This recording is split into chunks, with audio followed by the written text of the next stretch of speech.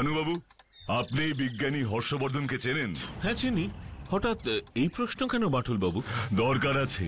আপনি আমায় হর্ষবর্ধন বাবুর সম্পর্কে যা জানেন বলুন। দেখুন বাটুল বাবু, হর্ষবর্ধন বাবুর সাথে আমাদের পরিচয় অনেক দিনের। লোকটি ছিলেন কাজে ডুবে থাকা এক আপন ভোলা মানুষ। এই কুসুমপুর ল্যাবেই হর্ষবর্ধন বাবু অনেক দিন গবেষণা করেছেন। হরিমোহন বাবু ছিলেন ওনার অ্যাসিস্ট্যান্ট, মানে ওই যাকে বলে সহকারী। কি হরিমোহন বাবু বিজ্ঞানী হর্ষবর্ধন বাবুর অ্যাসিস্ট্যান্ট ছিলেন?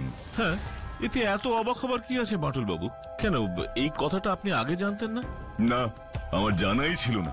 আচ্ছা ভানুবাবু, হর্ষবর্ধন বাবু কি নিয়ে গবেষণা করছিলেন? এক মূল্যবান ওষুধ তৈরি করতে চেয়েছিলেন হর্ষবর্ধন বাবু। ওষুধ? কিসের ওষুধ? Antivenom drug. মানে যাতে মানুষকে বিষের হাত থেকে বাঁচানো যায়, তাই তো? একদমই তাই। তো সেই ওষুধ এখন কোথায়?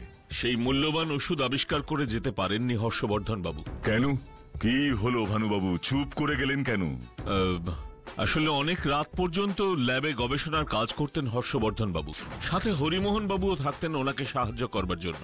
মাঝে মধ্যেই সারা রাত জেগে ওনারা দুজন গবেষণা করতেন বলে আমি আর পেয়ারেলাল বাড়ি চলে যেতাম। সেদিনও তাই গিয়েছিলাম।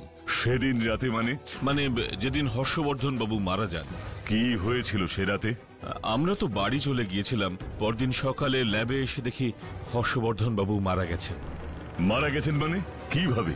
সব সময় বিষ নিয়ে কাজ করতেন, ওই বিষই কোনোভাবে তার শরীরে ঢুকে গিয়েছিল হয়তো, আর তাতেই তিনি মারা যান। যদিও হরিমোহন বাবু তাকে বাঁচানোর অনেক চেষ্টা করেছিলেন, কিন্তু পারেননি। পুলিশ যে পোস্টমর্টম মানে ওই ডাক্তারি পরীক্ষা করে, তার ফলেই আমরা এই ব্যাপারটা জানতে পেরেছি। আচ্ছা ভানুবাবু, হর্ষবর্ধন বাবু মারা যাবার পর ওই ওষুধ তৈরির গবেষণাটা বন্ধ হয়ে গেছে, তাই তো? আপনি জানেন না বাটুল বাবু? কি? ওই মূল্যবান ওষুধ তৈরির কাজটা মানে গবেষণাটা এখন হরিমোহন বাবুই করছেন। কি? ওই ওষুধের গবেষণা এখন হরিমোহন বাবু করছেন? কি ভাবছেন বাটুল বাবু? ভাবছি যে ওই কঙ্কালটার ব্যাপারটাকে আমি যতটা হালকা ভাবে নিচ্ছিলাম সেটা ততটা সহজ ব্যাপার নাও হতে পারে। মানে? ভানুবাবু, রহস্য আস্তে আস্তে গভীর হচ্ছে। বাটুলদা, ও বাটুলদা, তুমি তখন থেকে কি অত ভাবছো বলো তো? সেই যে কুসুমপুর ল্যাবরেটরিতে গেলে তারপর থেকে তো আমাদের সাথে কথাই বলছে না। একটা বিষয়ে খটকা লাগছে রে। খটকা? বাটুলদা, তোমার কিসে খটকা লাগছে গো? তোরা আমার একটা প্রশ্নের উত্তর দে তো। কি প্রশ্ন গো বাটুলদা? মনে কর আমরা তিনজনে মিলে কোনো গুপ্তধনের সন্ধান করছি। আরে বাস, গুপ্তধন। তারপর ওই গুপ্তধন খুঁজতে খুঁজতে মনে কর আমার খুব শরীর খারাপ হয়ে গেল।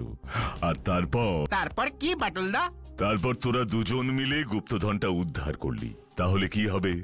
খুব মজা হবে বাটুলদা। খুশিতে গায়ে জ্বরও চলে আসতে পারে। আসতে পারে কি বলছি, জ্বর তো চলে আসবেই। তার মানে তোদের ভালোই লাগবে। 100 বার, 1000 বার, লক্ষ বার। আর তোদের এই গুপ্তধন খুঁজে পাওয়াতে আমার কেমন লাগবে? তোমারও আনন্দ হবে।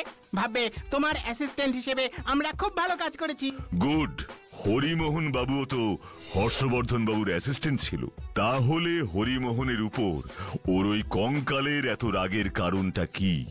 হরিমোহন বাবুর ওপর কঙ্কাল মানে ওই কঙ্কালটার রাগ। তাই ওই কঙ্কালটা হরিমোহন বাবুকে ভয় দেখাচ্ছে। কিন্তু কেন বাটুলদা? সেই কেনর উত্তর তো আমিও খুঁজছি। দাঁড়া, আমি একটু আসছি।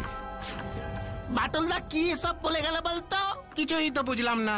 কিন্তু একটা ব্যাপার কি জানিস? কি বলতো?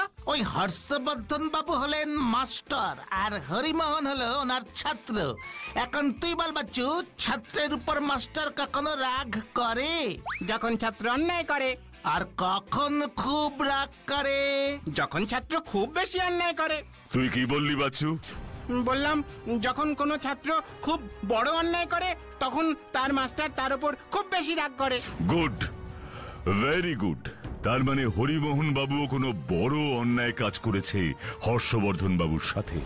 এবার সেটাই আমাকে খুঁজে বার করতে হবে। কিন্তু তার আগে কি বাটুলদা? আমাকে একবার হরিমোহন বাবুর বাড়িতে যেতে হবে। কেন? কারণ হরিমোহন বাবু লোকটা আসলে ঠিক কেমন সেটা জানা খুব দরকার।